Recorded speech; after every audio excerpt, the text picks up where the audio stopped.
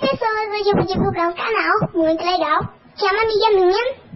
Ela é muito minha amiga e ela tem vários vídeos interessantes e tal.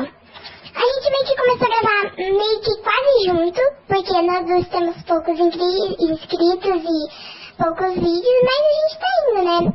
É tipo meio que uma parceria. Eu gravo com ela e ela grava comigo. A gente grava muito junto. Quer dizer, vamos gravar ainda, tem poucos vídeos. Mas então, ela faz bastante vídeos interessantes e tal. O nome dela acho que é uma unicórnia do Avaquim. Quer dizer, uma unicórnia louca por Avaquim.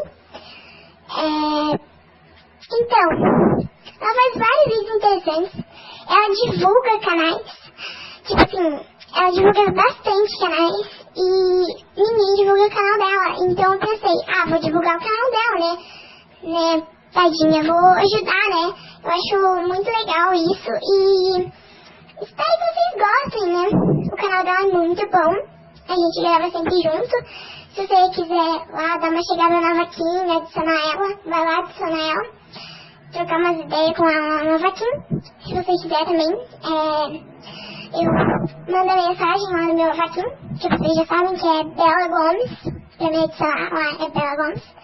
E tá, né? Você pode ir lá, adicionar ela. Eu tô pensando em fazer meio que uma festa pros inscritos. Eu vou chamar, vou dar uma chegada lá na Vaquinha, vou chamar todo mundo, fazer uma festa e tal, com ela junto. E tipo assim, vai ser bem divertido.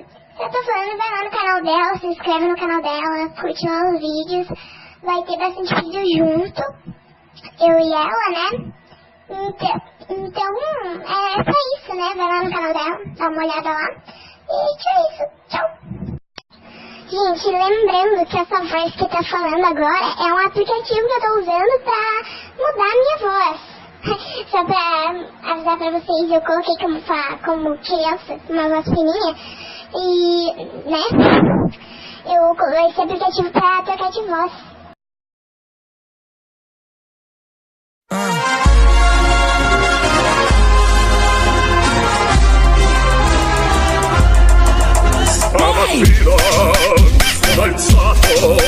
Bella ciao, ciao, stamattina mi sono alzato e ho trovato il pasto artigiano, portami via.